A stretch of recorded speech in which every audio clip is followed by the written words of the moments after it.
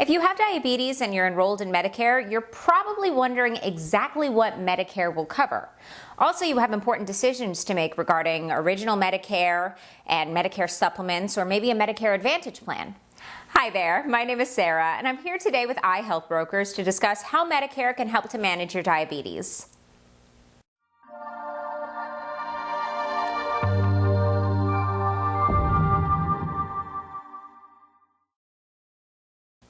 As you probably know, original Medicare is comprised of Medicare Part A, which is your hospital insurance, and Medicare Part B, which is your outpatient insurance. Together, they're going to cover most of your healthcare needs. But if you have specific health needs, like diabetes, then it's really important that you understand exactly how Medicare is going to interact with your health concerns. Additionally, you need to understand Medicare supplement plans, and Medicare Part D, which is your prescription drug coverage, or maybe you want to look into a Medicare Advantage plan. Basically, the more considerable your health concerns, the more you need to know. So if this is your first time at our channel, welcome. We do release these videos on a weekly basis, so please make sure to take a look around because we have plenty of videos about original Medicare, Medicare supplement plans, Medicare Advantage, and a lot more. Now, if you have any questions, you can reach us here at iHealthBrokers at 888-410-0344. We're licensed nationwide and there's no charge for our services. And you can also feel free to leave us a note in the comments below and we'll do our best to help. So like I said, today we're going to be talking specifically about Medicare and diabetes.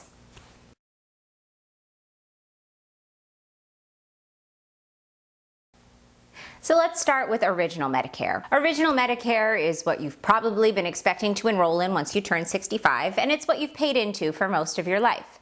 So there's two main parts. We have Medicare Part A, which is your hospital insurance, and Medicare Part B, which is your outpatient insurance. Now, we cover these in depth in other videos, and I will put a link to that in the description below, so make sure to check that out.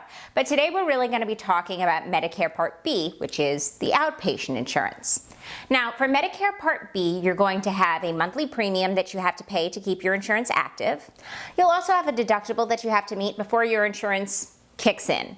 At that point, you're usually responsible for some type of coinsurance, and you're usually looking at about 20% of the costs, unless you have a Medicare supplement plan or a Medicare Advantage plan, which we're going to talk about later in this video.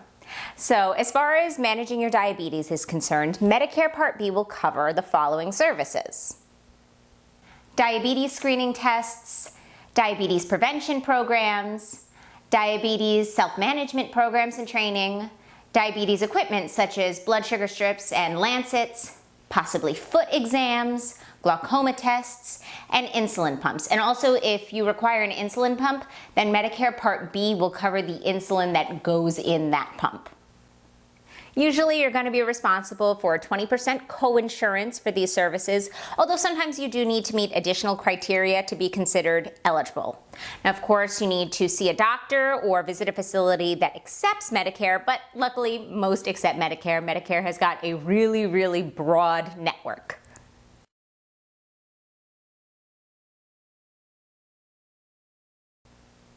If you're managing your diabetes, you're probably also going to want to look into Medicare Part D.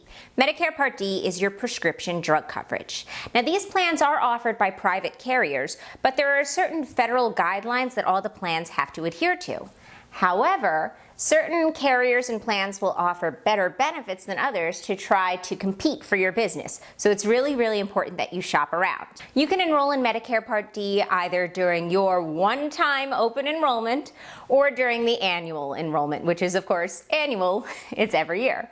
So your one-time open enrollment is the 3 months before you turn 65, the month of your 65th birthday, and the 3 months thereafter. And the annual enrollment period is annual. It's every year, so that's from October 15th to December 7th. And during that time, you can join a plan, drop a plan, or switch plans.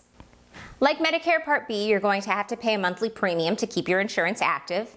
And then usually you're going to have to meet the deductible for Medicare Part D before your insurance kicks in. And at that point, you're going to be responsible for copays dependent upon the tier of the medication. There are 5 tiers. However, like I said earlier, some carriers and plans try to compete for your business by offering better benefits. So in 2021, the max deductible that you can be responsible for is $445. So that's the max that you would have to pay out of pocket before you begin those copays.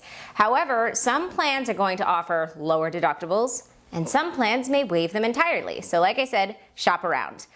Medicare Part D can be a little bit confusing. We have a video that's dedicated entirely to Medicare Part D, and I will put that in the description below as well. And while I'm at it, make sure to like this video and subscribe because we've got plenty of these videos that we release on a weekly basis, and you want to stay informed.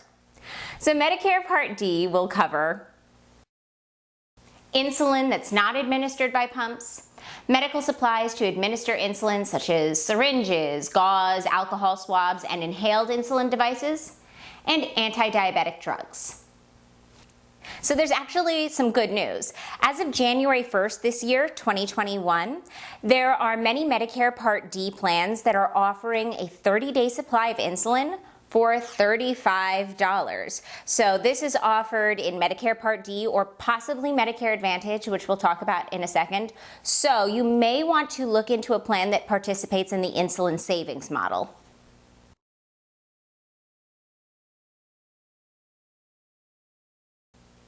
So we've talked a lot already about premiums and deductibles to be met and copays and coinsurance, and those costs can stack up, even though Medicare was designed to provide comprehensive health insurance at a lower cost for seniors.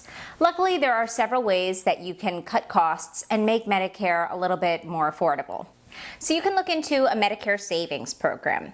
There's 4 different types of Medicare savings programs, and they all work a little bit differently. They all have slightly different criteria, but basically they're designed to help you pay for your Medicare Part B premiums, possibly your Part A premiums if you have them. Most people don't. And your Medicare Part D premiums. However, to be eligible for one of these programs, there are restrictions on your income and your assets. There's also the Extra Help program, which helps with Medicare Part D. So if you're eligible for one of these programs, then you may have access to lower premiums or lower copays. Again, you're looking at restrictions on income and assets, and I'm going to put a link to the Extra Help program for Medicare Part D in the description below. Then there are D-SNPs. So if you are eligible for Medicare and Medicaid, you're what's known as dually eligible. You have dual eligibility. If so, you can look into a D-SNP, which is a dual eligibility special needs plan. Basically, it's a type of Medicare Advantage plan, which is Medicare Part C, and it's going to encapsulate the benefits of original Medicare, which is Part A and Part B. It's also going to offer you prescription drug coverage. It's going to throw in all of the benefits of Medicaid, plus a litany of other benefits. So it's a really, really excellent option. If you do have that dual eligibility, that's something that you may want to look into. And obviously, we have videos about all these topics, which will be in the description below.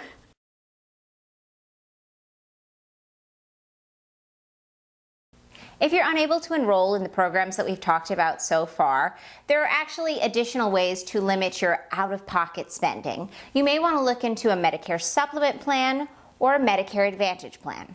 Now, original Medicare really does provide excellent and truly comprehensive coverage. However, one of the main areas that it's lacking is that original Medicare does not have an out-of-pocket maximum or an out-of-pocket limit. Basically, many insurance plans have some type of out-of-pocket max, out-of-pocket limit, which means that your insurance plan is keeping track of how much you're spending. And once you hit that number, your insurance will take over for 100% of the costs. Original Medicare doesn't have that. So if you have extensive medical bills due to your diabetes and they continue to stack up, there is no cap as to how much you can be held accountable for. So that's what Medicare supplement plans and Medicare Advantage plans really do excellently, is that they put a cap on your out-of-pocket spending, and they're also going to control your coinsurance and copays.